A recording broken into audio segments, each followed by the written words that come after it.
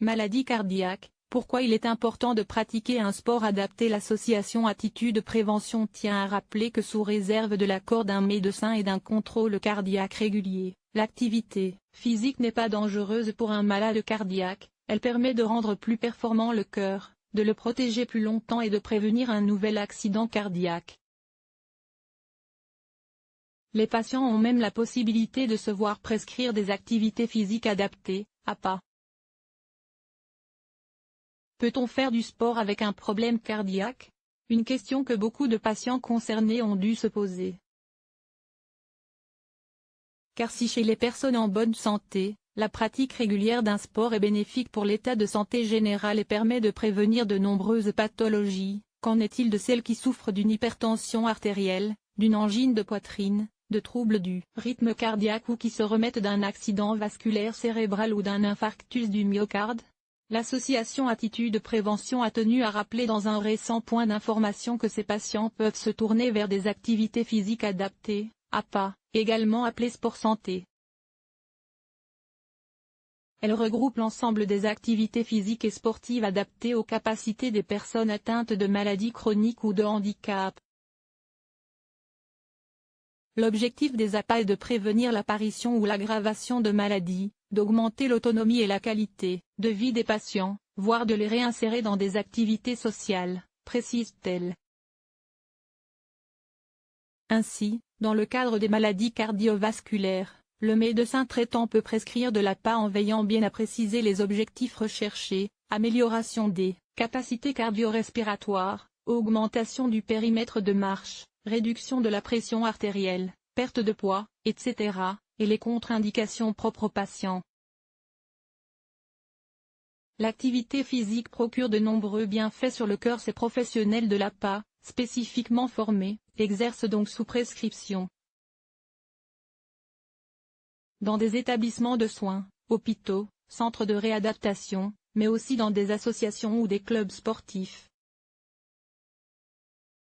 Il peut s'agir de kinésithérapeutes ou d'ergothérapeutes, mais également de techniciens de la pratique sportive, formés au STAPS. Chez les personnes qui souffrent de maladies cardiovasculaires, l'intérêt de l'activité physique adaptée, APA, est majeur. En effet, chez ces patients, la pratique d'une activité physique et sportive modérée et régulière diminue la mortalité cardiovasculaire de 35% et la mortalité toute cause de 33%, souligne Attitude Prévention. Chez les personnes qui ont subi un infarctus du myocarde, l'activité physique adaptée est par exemple indispensable pour remuscler le cœur, c'est pourquoi elle est intégrée dans les séjours de réadaptation cardiovasculaire.